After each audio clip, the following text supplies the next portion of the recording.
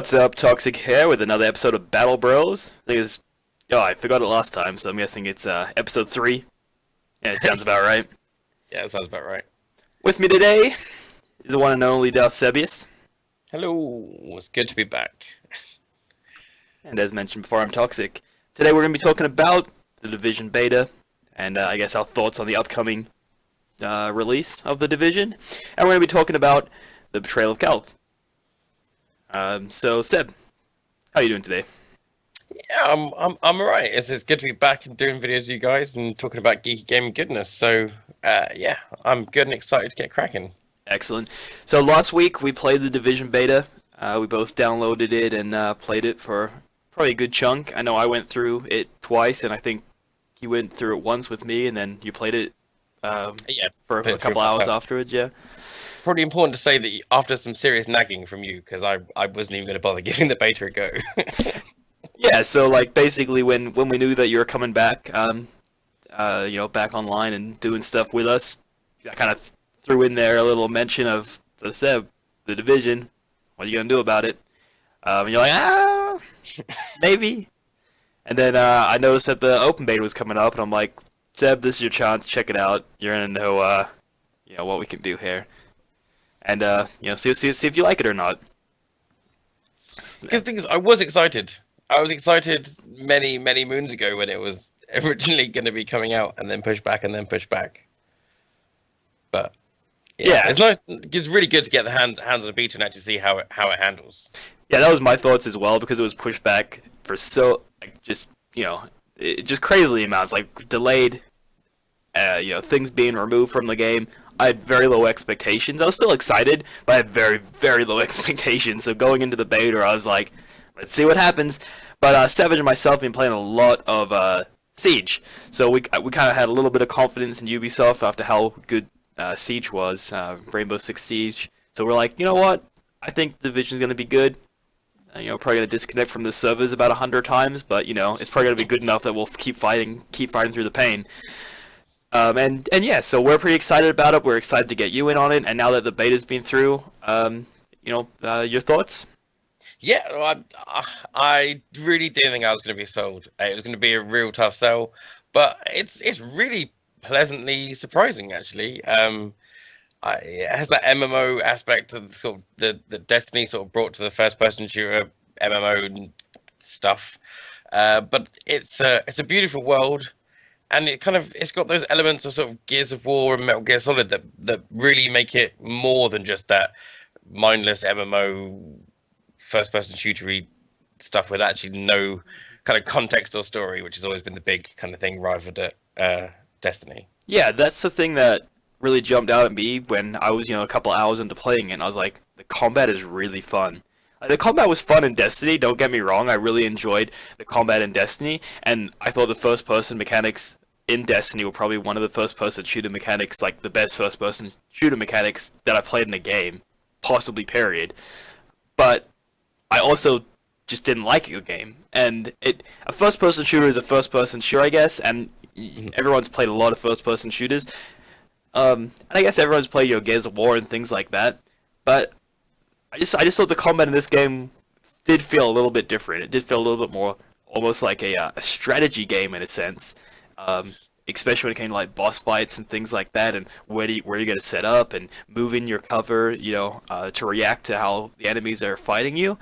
And from what I've seen as well, like as the enemies get harder, they get a little bit smarter, and they will react to you being in the cover. So if you're in cover, they'll try to match your cover, and that's kind of fun. Another thing, cat and mouse kind of action going on. Yeah, another thing that I was really enjoying is just exploring the world. I think they did a really good job at setting up just how the world felt and to tell a story, and it was just really interesting. It's just New York, but I thought it was really interesting to walk around and kind of you see little bits here and there that just kind of told a story. You walk past an apartment building, it's all like sealed up and stuff, and you're just like, something happened there. Like, this used to be a place, people used to live there, and now something's happened, it's boarded up, it's contaminated. You're like, it's really something.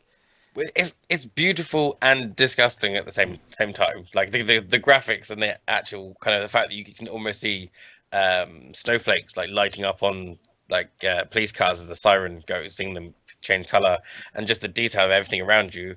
And then there's just body bags and boarded up, and it's all like mass graves and things, but all just looking so it adds such a depth and an actual. You feel like you're in the real world. Yeah, so obviously it is the real world, but it's alive. And we're just lowly and console peasants. So we were actually playing on the not 360, Xbox One. There you go. Yeah. Be quite a feat if we could play it on the 360. But yeah, so we're just lowly console peasants. So we just played it on the Xbox One, and it looked amazing. I mean, I got a pretty decent computer, and I can play pretty good games on my computer. I was still like, this looks great. Like, I'm not like being like, I wasn't playing it and being like, man, I wish I could just play on my PC so it would look better. I was like, this is good. I'm happy with this. Yeah, and you throw in all the crazy weather effects and how much that can affect everything, and it's a completely absorbing and kind of genuine feeling world, isn't it? Yeah, and the graphics hold up on the Xbox, which is nice. yeah.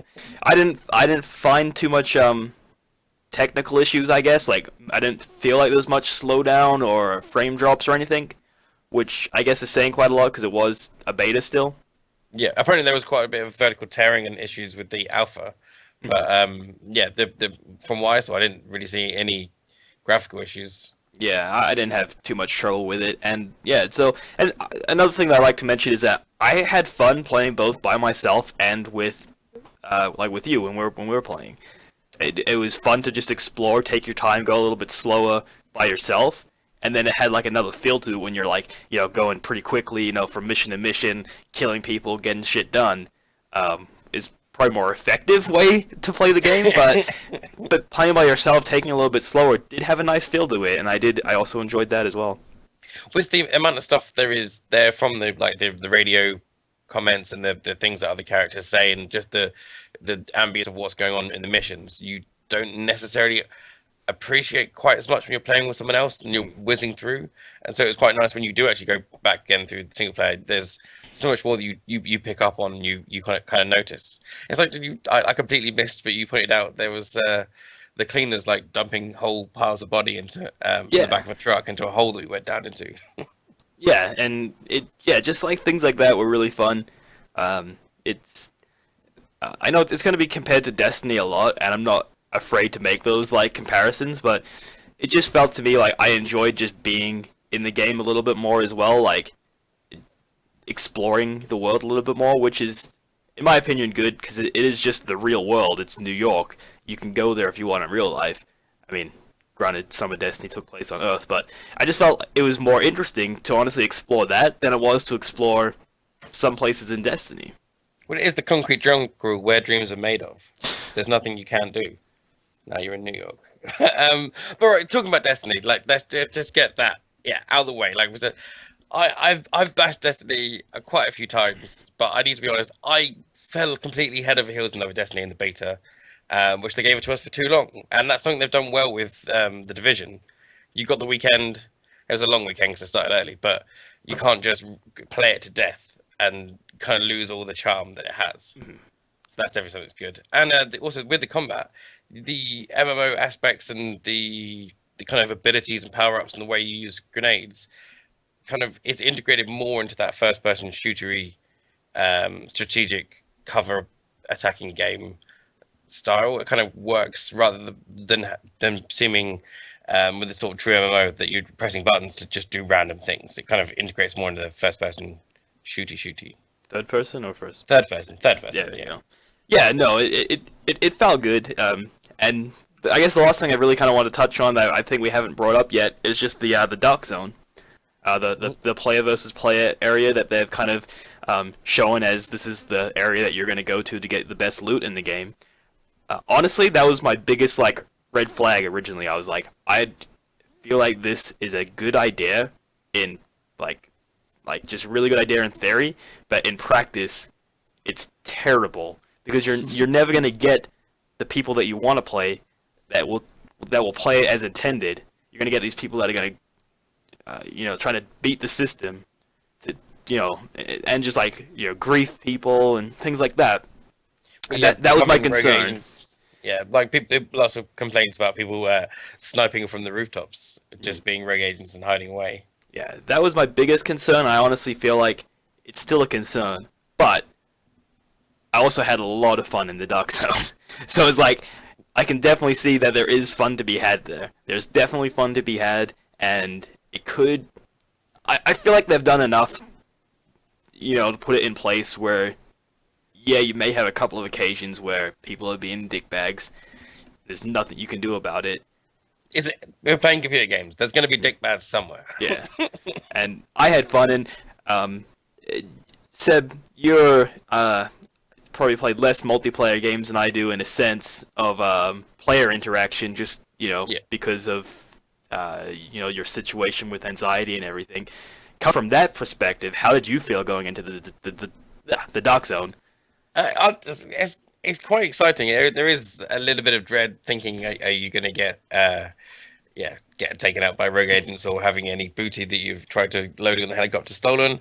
But that makes it all the more exciting. We kind of made a little stand as we were trying to quickly chuck some stuff on, and then actually found out that they were trying to just use the helicopter as well. So we almost made a friend. Yeah, it was a situation where we came out to put our stuff on, and there was someone else there, and we were like, is this person gonna try to kill us? Like, and then they just were here to get their stuff as well, and we just went on our way. Although shortly after, what actually happened with you turning rogue?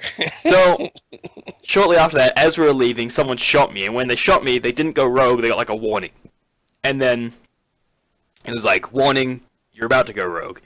Then they flashbanged me or smoke grenaded me or something, and then you shot at them because you thought that they went rogue, but they hadn't gone rogue yet. They were just kind of like pushing the limits of what they could do before they went rogue. You went rogue, which made me go rogue because we're a team. Then you ran away because you're like, oh, I went rogue. What am I going to do? Let's go hide. And then I just stood there with my light machine gun and started shooting at them, and I mowed both of them down.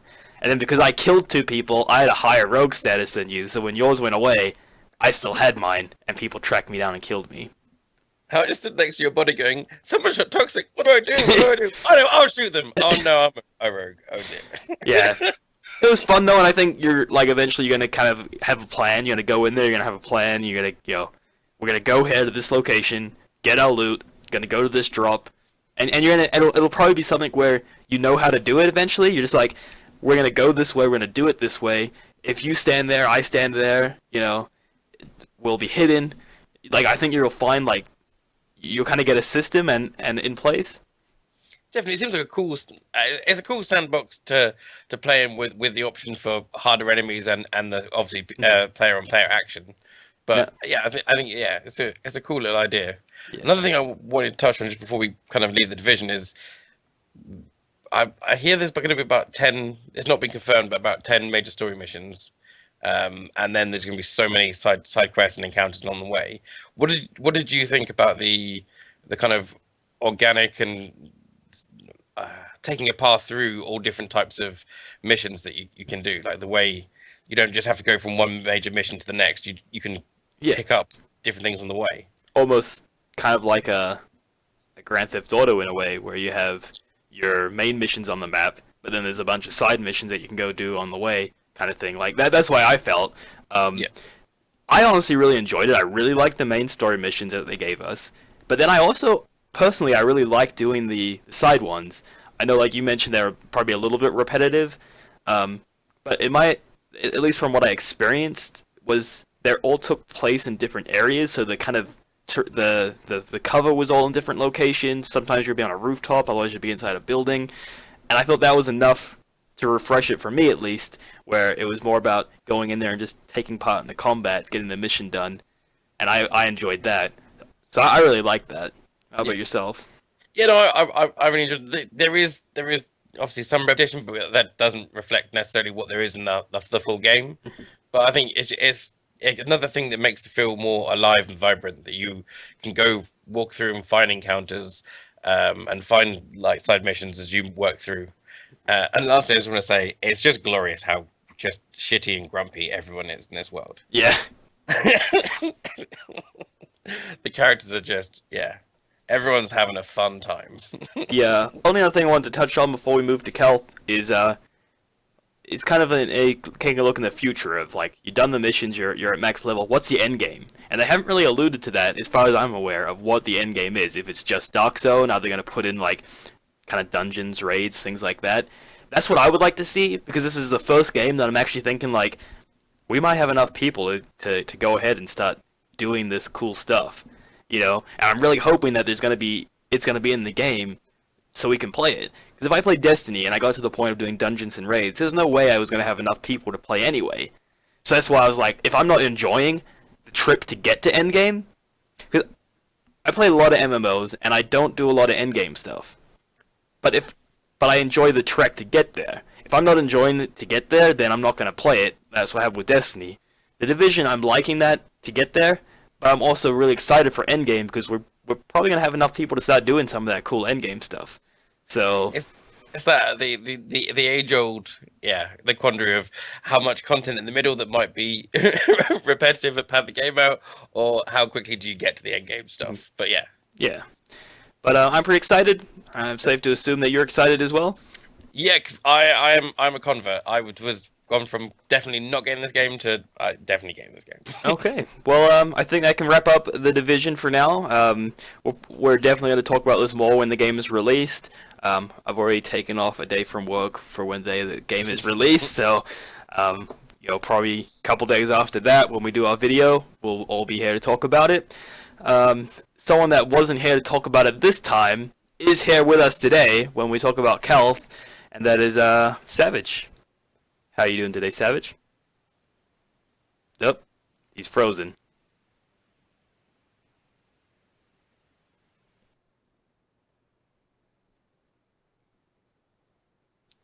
Technical issue here as Skype crashes on me.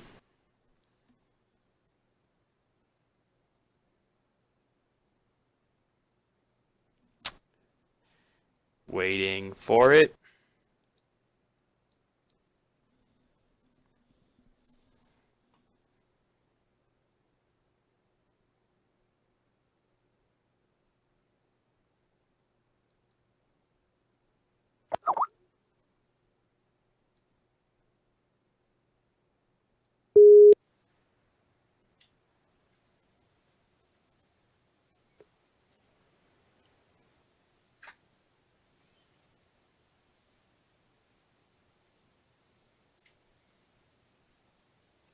Seb, you there with me? I am. You want to turn your video back on? Oh, don't know what happened there. There we go. Just a brief technical issue as Skype crashed, but now we're back with Savage. So how are you doing today, Savage? Fantastic. Excellent. So yeah, just kind of as we bridge the gap from the Division to Calth, you were unable to play the beta of the Division, but still excited? Yeah, I'm starting to get it. I took a whole week off work. Yeah. Is that to download it? Fuck your face. Hilarious. But yeah, so moving on. Betrayal of Calth, it's been out for a while now, but we were all kind of, I guess, taking a break from being online for different reasons when it came out. But I picked it up, had some plans to make a little army with it, and then Savage picked it up, and we kind of got on a roll from there, and now Seb has it. So it seems like a pretty decent time to start talking about it. So I guess first impressions on the game, Savage. First impressions on Calth as a set, As a set for the board game? Well, just as a product, as a product, I guess. As a product, it's amazing for what you get in there, money value wise, and just like the quality of the kits that you get in there. Like, it's not just like a snap together sort of kit thing. It's like if you had separate kits and put them all into one big box. That's pretty much what you'd get. Like, you get your special weapons and stuff, and different options for everything. So it's pretty amazing. Yeah, I can definitely agree there. Seb, you've opened it most recently and gone through it, so it's more fresh in your mind. What are your thoughts on it as a product? You know. And it's awesome. It's like I love the fact that unlike kind of like your Age of Sigmar or your 40k sets, they're giving you two very distinct and separate armies. You've got it's the Horus Heresy, so you've got two bunches of Legionis Astartes, which if you're going to be taking one, that's a whole serious bunch of models all ready to go. You don't need to split them down the middle. Yeah, it's nice to be able to get one and then not have half of it be useless to you. Yeah, just be trying to pawn it off to someone else to get their models. Yeah, but let's not forget that this is a board game. Games Workshop has released it as a board game. It's a board game. Yes, it is. That no one cares about. I'm just going to assume that. I mean, I'm sure there's people out there that will buy it as a board game, and I'm sure there's a lot of people there's a lot of people out there that enjoy the Horus Heresy as a series, as a novel series.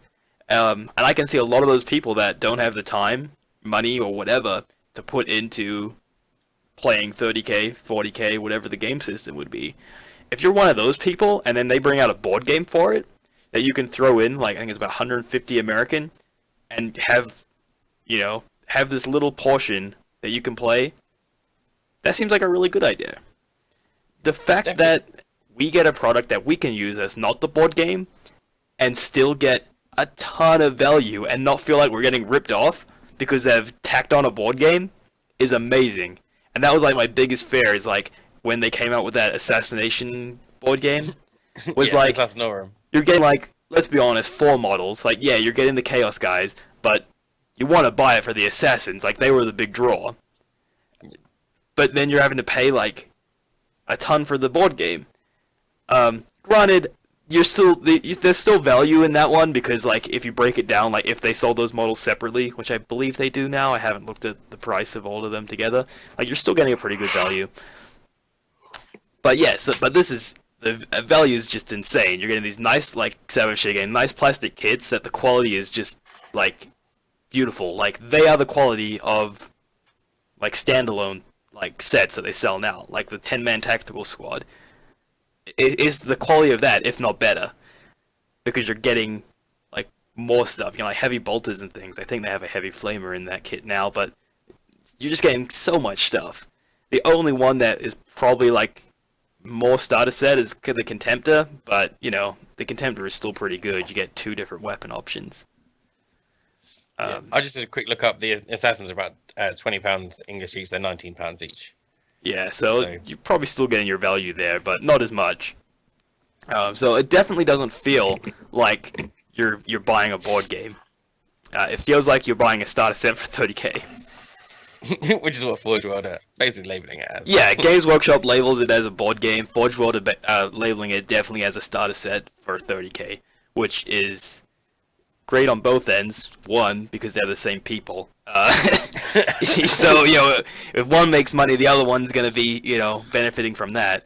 But 2, I'm sure Forge World does have, their own bosses that want to make sure that the Forge World specific numbers look good. And this is definitely making it look good, because I know just between, Savage and myself, we've spent $600 on Forge World products, from this Calth set. What? So, so it's yeah, so it's really good. This is honestly the best thing that I've seen Games Workshop release.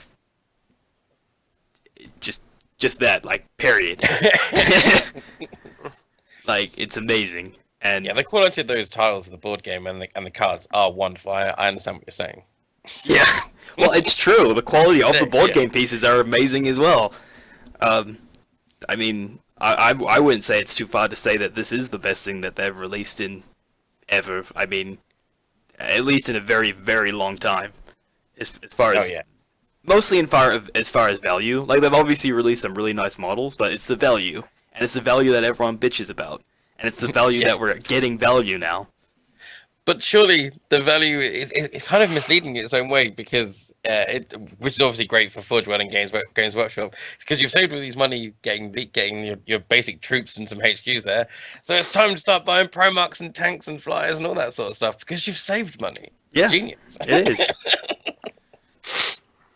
but it's it, even when you compare it, if you take Forge World prices out and just compare it to like buying a 40k squad of Space Marines, you're getting 3 in a box, or 150 American. I don't think you can buy 3 boxes of 10 guys for 150 bucks. I think it's like pushing it like right there. Not to mention all the additional stuff that you're getting, like the Terminators and stuff. Yeah. I mean, it's a pretty easy buy if you have any interest in the game.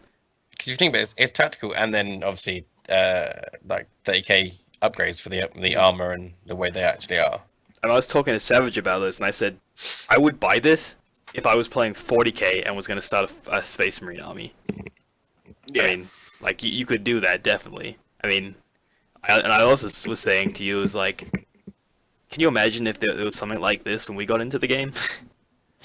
Like how much stuff you could get in one purchase, like one decent amount. Like that's not a lot of money in comparison. No. I mean, it just like shits all over the battle forces, the old battle forces, which is another thing not related to Calth that I kind of wanted to mention in the terms of value. They followed it up with releasing those like start collecting boxes for $85 that also have value. You're also saving money, and you're not ending up with one useless unit like the old battle forces, where you'd be like, I'm gonna buy this, I'm gonna use this unit, this unit, this unit. I'm not gonna use that unit because they're useless. So I don't know what's going over there on at Games Workshop, but I like it. But do you think we've got is it a new CEO? Yeah, I think it's a new CEO Yeah. that they have. And yeah, they want to get people buying stuff. So value and interest is always good, because you gotta remember, people do forget companies are companies and they want to make money, and they need to make money to keep going. Yes, we don't want to go there, but Savage, thoughts on 30k line releasing in a Games Workshop, like Games Workshop regular? Like taking over the Hobbit. Yeah, potentially. Like actually being a full new line, like, what, like, I reckon it would work. But the only problem is having 2 games that are basically the same. Just different models. how so? Like with 40k. Yeah, but I'm saying, like, what's the downfall? Is that you've got 2 different rule sets for models that are basically the same, so it's either like it's still going to be one or the other for most people starting out in one. Yeah, but I think it's one that's like, if you're starting out, you're going to be starting out on one anyway. If 30k is not there, you're going to be going into 40k. But think about all the people that will be buying into a new line. So if you're playing Age of Sigma and you're playing 40k, you're probably not playing the Hobbit, because who plays the Hobbit? Me? Sorry if you play the Hobbit, but No, I don't play the Hobbit. That's shit. but but you could definitely see people going from that into 30k and picking up another line. Well, so like you said before, if you could use this as a start for a 40k line, Mm-hmm. you can try out the rules with the models that you have either way. So from 30k to 40k or 40k to 30k. Yeah. Or do what some of our local guys do, is play 70k, which is probably not quite as balanced, but playing 30k both. against 40k. Yeah. Yeah. But what's your thought on the possibility and the rumors of Games Workshop starting to release more 30k stuff and bringing out, the separate boxes? You can buy a 10-man squad, or you can just buy a Contemptor, as well as the idea of maybe they will make it a full line. But directed at you, Seb. No. Oh, me. No, Oh, sir. so yeah. Yeah. Yeah. Good times. Well, I directed at you. I just asked Luke about it. oh yeah. Good. I think it'd be awesome. We all know that I don't like to spend crazy amounts of money, so plastic heresy is always good. An idea for me, and just giving you more options to get what you want more easy from Games Workshop, the plastic and nice and cheap way to go, and then you have more money to buy all the crazy Resident Forge World stuff. Yeah, I like the idea of Games Workshop selling like the base plastic and then you go to Forge World if you want to get like the Legion specific stuff. Because Yeah. then it lets them focus on Legion specific stuff. So we're gonna get more cool Legion specific stuff, and then Games Workshop can focus on getting the base things out there, the rhinos, the basic tanks, the basic troops and stuff. Which you can then still upgrade with, with Yeah, and then, with their upgrade kits and stuff. I like the idea. I'm not sure if it'll get to the point where there'll be a full line, because then they'll have to start releasing the books in the Games Workshops and stuff. I would love to see that, because an issue with Forge World is you gotta buy from Forge World. And when you buy from Forge World, you have to get something sent from the UK. Not as bad when you live in the UK, but when you live outside, you don't get free shipping unless you spend like £250, which, depending on where you are, is $300, $350, $400. It's so if you're buying the books, I mean, it's kind of tough to get them sometimes, get your hands on them. It makes it harder when Forge World doesn't release digital versions of their books. But they are the beautiful leather metal tome things that it would be nice if there was more of a paperback accessible. Yeah. Well, they do have that in the army list. So they have like the one where it's just all cut out of the fluff, except for little blurbs. Oh, can you get this separate? I thought smaller red they only ones. came with. Oh, okay, cool. Yeah. I could see those things selling in a Games Workshop, and that's what I would love, because I would be able to, get it at a reasonable price. I'm not sure if that would happen, but we'll see. We'll see. Another thing that Oh, go ahead.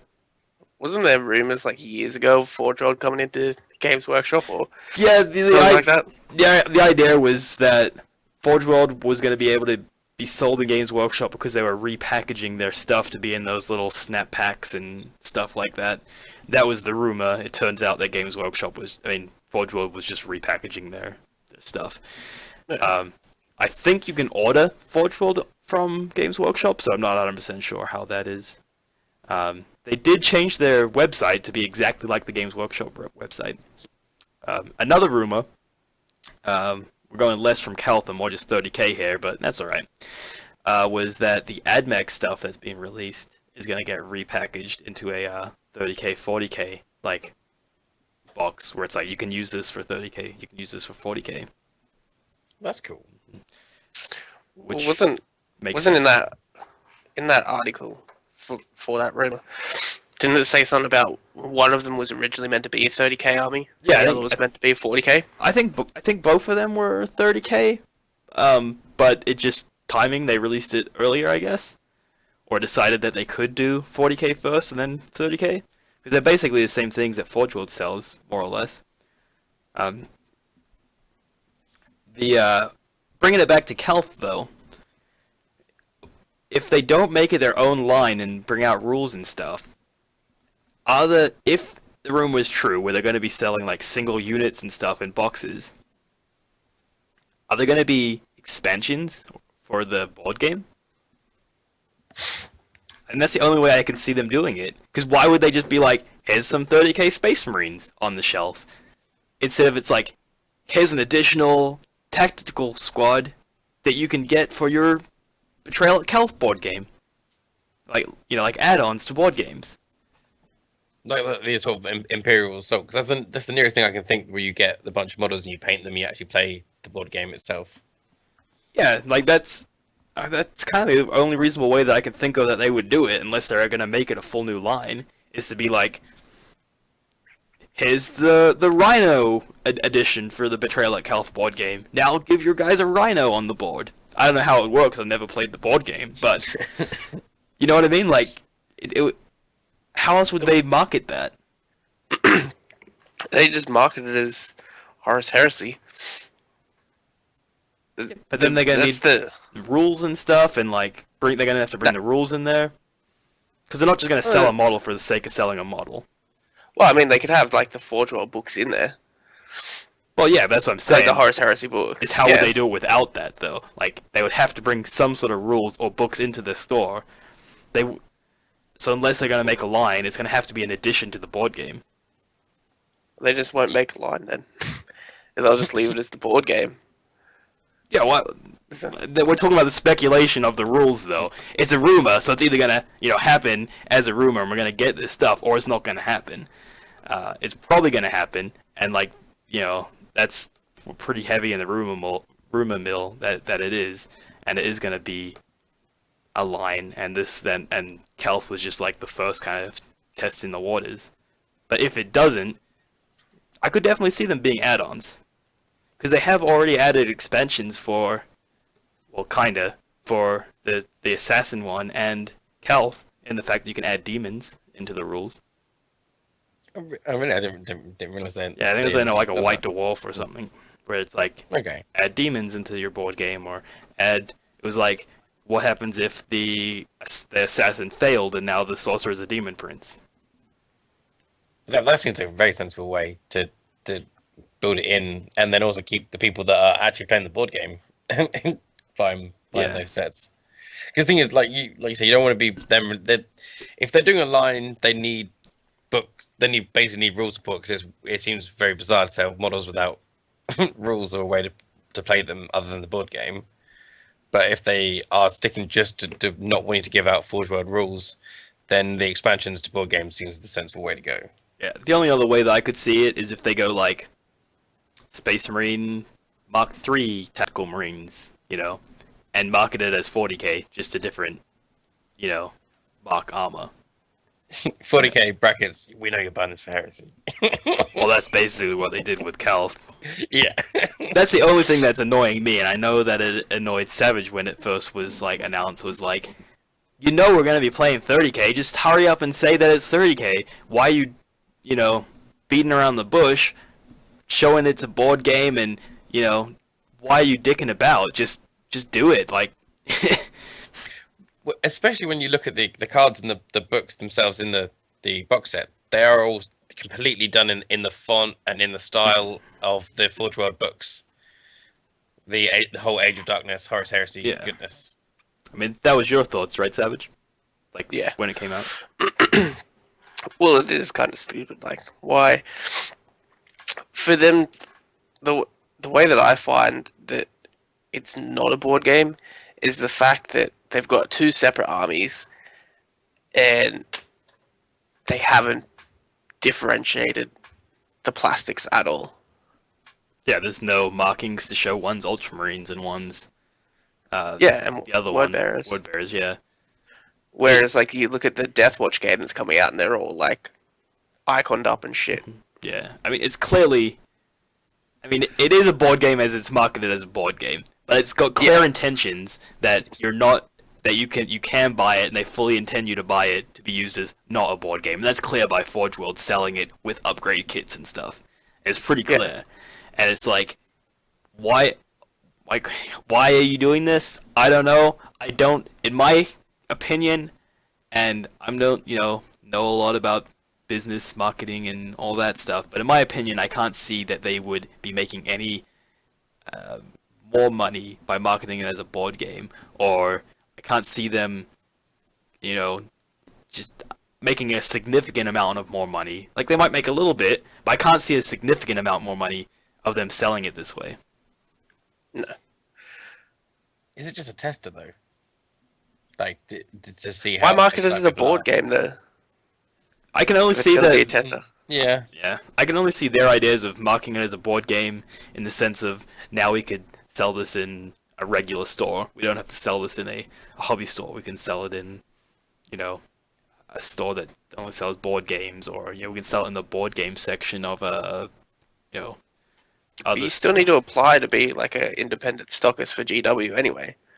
So yeah, but what if they're coming to people and being like, we have a board game, can you stock it in your store? And they go, we'll take 5 copies and see what happens. You know what I mean? It's maybe them trying to reach out to people more.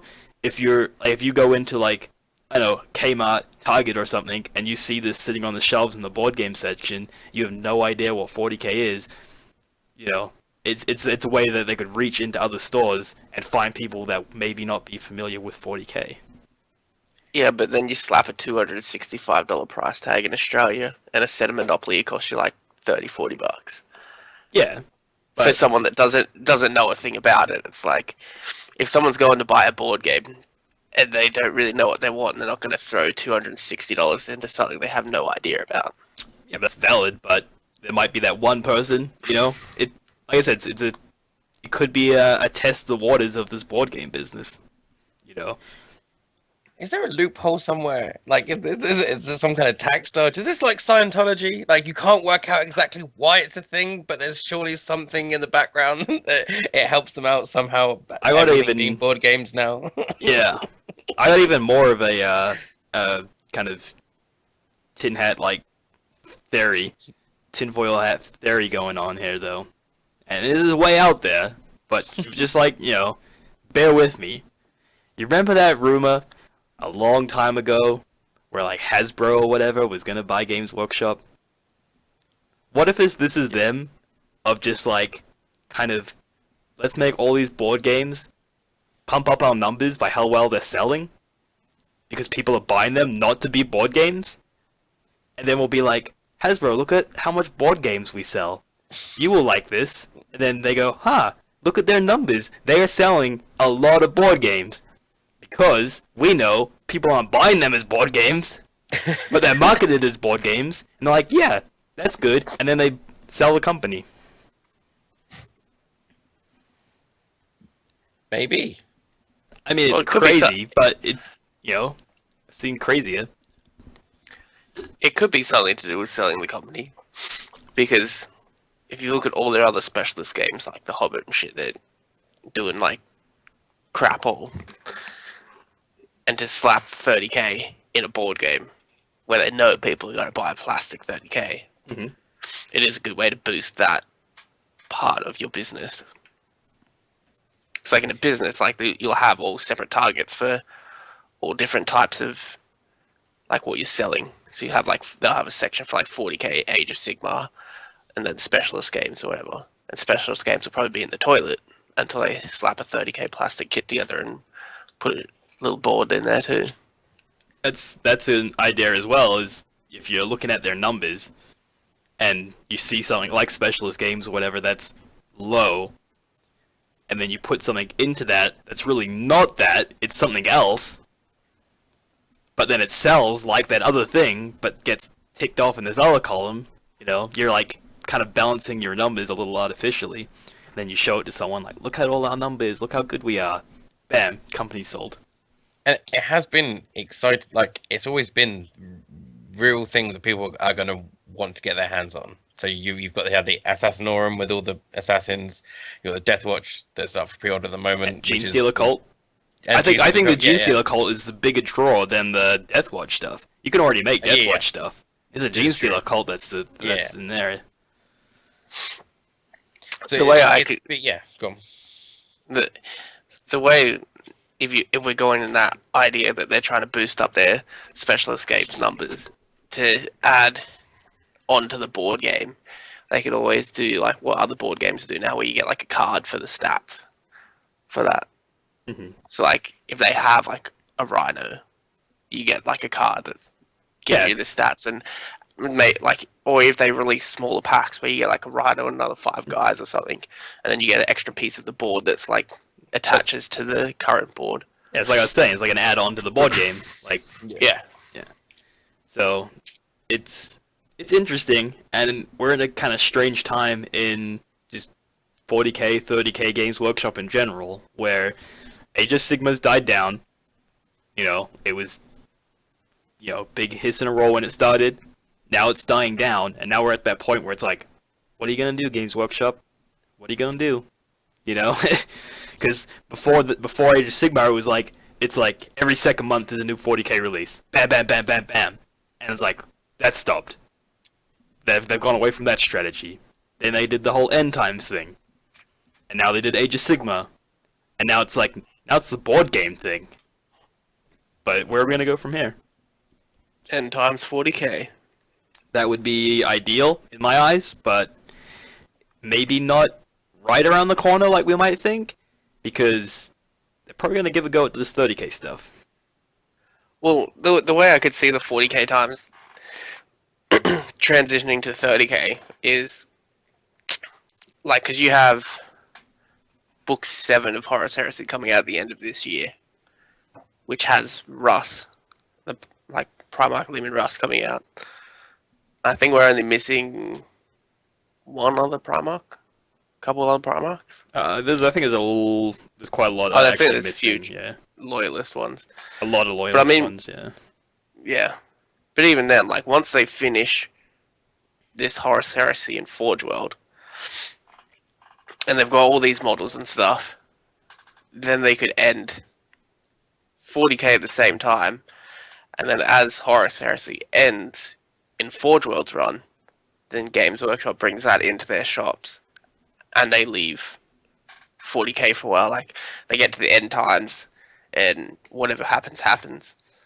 And then they leave that story. They've, like, extended the story to a certain point. Now they can focus on 30k stuff.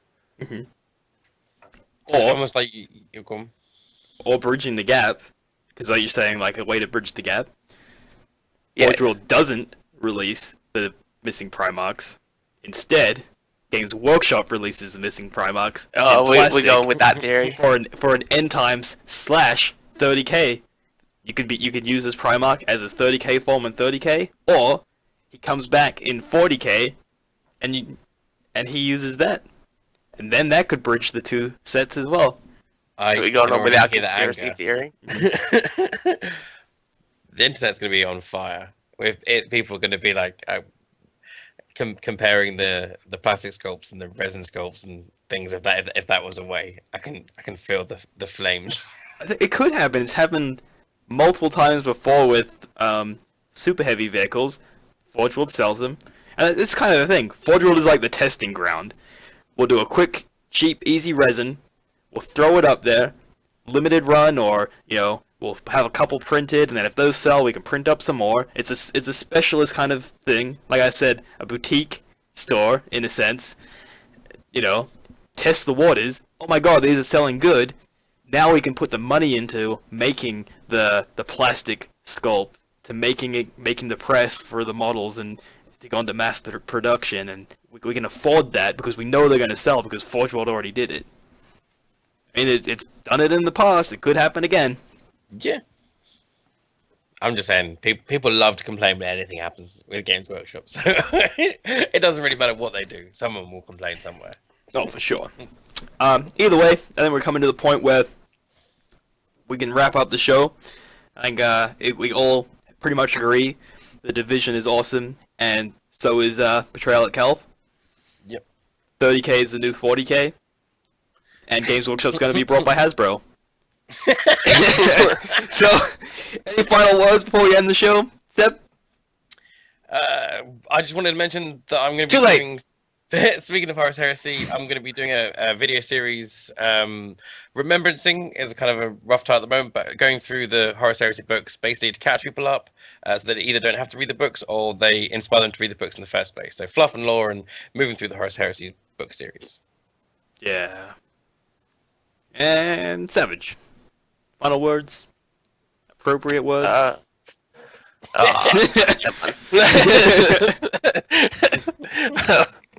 What about our little painting challenge that you decide to flub up? Made it a bit more exciting. is one word. Yeah, so as we mentioned last time, and as you've seen on the blog, alliesindex.com, we had a little painting challenge going, a little 30k painting challenge.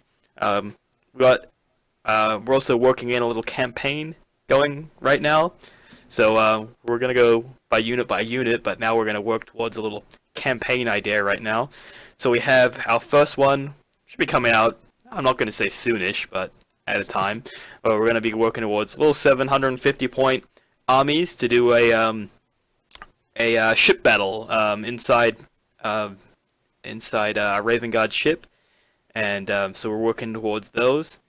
I changed my Legion, no surprises there. So it's going to be Night Lords, Raven Guard, and Iron Warriors. So yeah, check out alliesindex.com for more of that, more posts, videos. Got a Forge World unboxing once we get that order. I messed up the video of my Rhino unboxing, but Boring anyway. Yeah, so that's going to be exciting. My Rhino unboxing. Maybe, yeah. I don't need rhinos anymore, so, For sale, 2 Forge World rhinos. Nah, dibs. Send me a message. Okay, but yeah, so good things going on. We've been quiet for a little while, but we're coming back. I'm not going to say in force, but we're coming back in little splutters for now. Just keep it nice, keep it simple. Once again, with me today was Seb. Great to be back. And the one and only Savage. Fuck mothers. And, like always, I'm Toxic. Check out allysindex.com for more geeky gaming goodness. And as always, have a good one.